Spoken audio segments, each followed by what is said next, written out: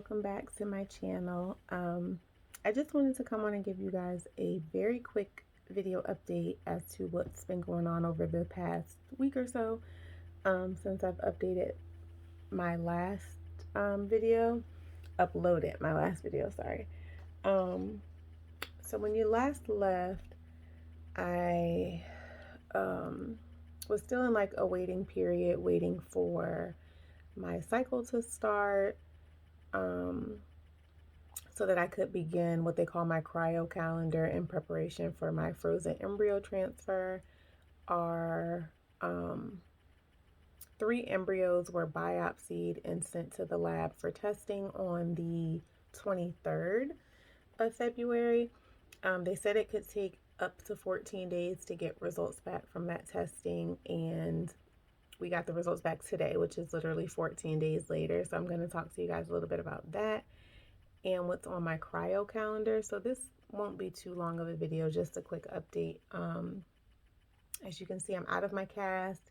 My finger is still broken, but we're trying to just get it moving and back to normal, but that's another topic. So my cycle was about a week and a half later than what they expected. It started on Sunday, the 7th. And I talked to my clinic yesterday, and she advised me that I will now start my cryo calendar on the 11th. I have been continuing the Lupron injections as directed. I didn't stop those, so it actually looks like I'll be doing Lupron injections up until the 24th of this month. On the 22nd of this month, I'll go in for another ultrasound for them to kind of look at everything and see how things are going and prep for the embryo transfer. On the 11th, I am starting a pill called Astrace in 2 milligrams. I'll be doing 1 pill once a day, but after about 6 days, it then goes to 1 pill twice a day. And that'll continue on through the 24th. Starting on the 25th, I will start injecting 1 cc of progesterone. I'll also start taking doxycycline and prednisone. And those things will continue. Let's see, the doxycycline is only for 1, 2, 3, 4, 5 days, but the progesterone and prednisone, it says will continue. I'll continue that regimen until my pregnancy test is done. So I won't stop that at all until they confirm pregnancy. So I'm starting all of that on March 11th. Since coming off the metformin, which I think I shared in my last video, I've been doing a lot better. I haven't been nauseous or feeling sick at all. My appetite has come back 100%. I've actually gained a few pounds, which I'm not mad about. I felt like I could stand to put a couple pounds back on. Yeah, but other than that, I've been doing really well. I've been back up and able to exercise. I'm still taking it pretty easy though, just mostly walking and jogging around the neighborhood, maybe riding my bike. The weather here this week is supposed to be like mid 60s to 70s, so I'll be outside doing as much walking as I can this week. That's it for the cryo calendar. I am still taking like all of my vitamins. So outside of IVF with the gastric bypass, I do have to take a lot of vitamins. So I'm taking calcium, magnesium citrate every day. I'm taking vitamin D every day. I'm doing B12 and B1 twice a week because my levels were really good where I didn't need it every day. And I am still doing a Flintstone vitamin twice a day, as well as a prenatal vitamin. It may seem like a lot for a normal person, but for a gastric bypass patient, we don't absorb vitamins as well as normal people, so we have to take a few extra things. So I am doing all of those as well. As far as the embryo testing, so you guys know I had 5 eggs retrieved. Of the 5, 4 were able to be fertilized. Of the 4, 3 made it to like day 6, I believe, and were biopsied and frozen.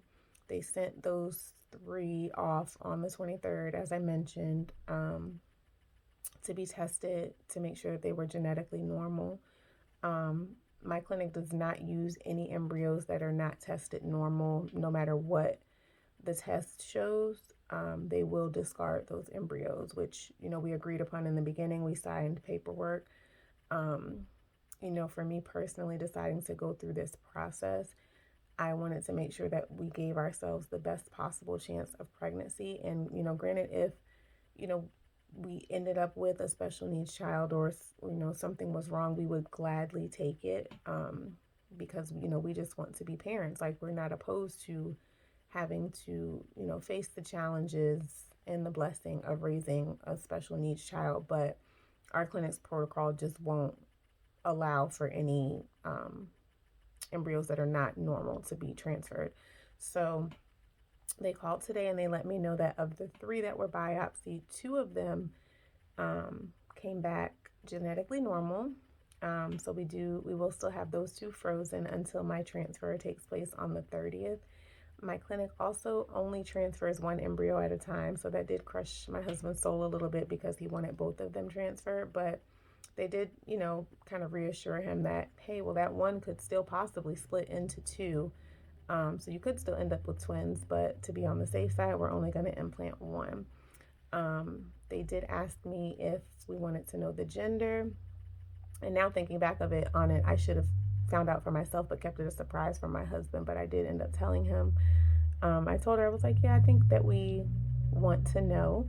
And she was like, okay, well, I'll start by telling you that they are the same gender. And immediately, in my head, I was like, oh my God, don't tell me that, I'm only going to have boys. And she just kind of did a little laugh and she was like, well, they both are boys. Um, so for me, I was like, oh man, because, every woman wants to have like their own little mini me in a sense. And, we'll never know if that third one would have been the girl or not. But we do have 2 healthy baby boy embryos in the freezer. Um, she said that she's very pleased with my results because to have so few eggs retrieved and then to still get 2 healthy ones that are ready to go out of that, she's very pleased with those numbers, because it's just not normal. Like with IVF, nothing is really guaranteed.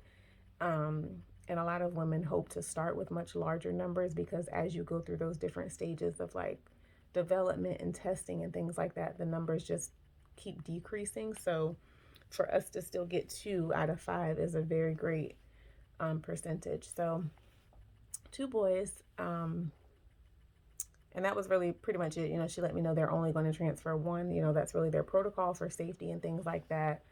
And basically, if I had any questions, to just give them a call back. So I did immediately call my husband after that and told him, and he was extremely excited. Made a joke about how strong his genes are, which my husband's family is mostly men. Mine is mostly women. So I kind of figured, oh, we're going to get a mix of the 2. But no, we got 2 boys.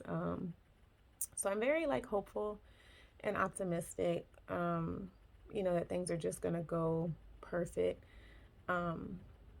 Going through IVF once before and it failing, it was really hard and kind of put me in a really tough spot, like mentally and emotionally.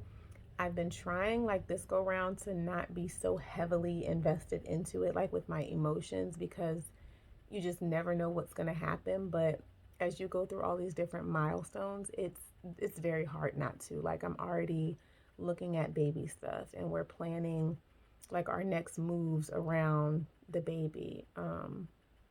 We're talking about getting a new car for myself, something bigger for myself and the kids. And we're already looking at buying another house, but now we're just looking at that differently. Like how many bedrooms do we get? What budget do we stay in so that we can make sure the kids are okay? So it's kind of hard to not get so invested in those things because it's like you've worked so hard for it. You're ready for it. It's exciting. So I am trying my best to take it one day at a time, but like I said, I'm still like looking at baby things and now knowing that, oh my God, it's a boy.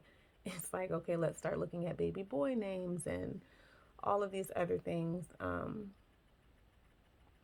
Yeah, it's very overwhelming to say the least. So yeah, you guys just send me like all of your positive vibes, prayers, thoughts, um, all of those things as we go through these next few weeks. Like I said, I'll be starting my next set of medications and everything in 2 days, and that'll go through the end of the month into the next month, depending on the pregnancy test. Um, I'll do another update probably in 2 weeks, because that's when I go in for my next ultrasound. I think at that point they are probably going to be measuring my lining, to make sure that it's getting up to the thickness that they want. They said at a minimum it needs to be 7 millimeters. Um, so hopefully it's there. If not, they're going to kind of adjust the medication that I'm on. I think the Astrace is for the lining, if I'm not mistaken. Um, so yeah, we'll do another update then. Um, because there's not much else happening besides me taking pills and the Lupron injection. The Lupron injection is very easy. It's a very fine needle, so it's not easy to stick. Um, it feels like it gets stuck or like it's trying to bend. So it's a little painful, but the medication itself doesn't hurt. And I'm only taking like 1 cc of that, which I think it goes to the number 10 on the syringe. So it's not much at all. Um, but that's really all that's been happening. I'll check back in with you guys in another week or so. Continue to send all your positive vibes my way. Stay safe. See you soon.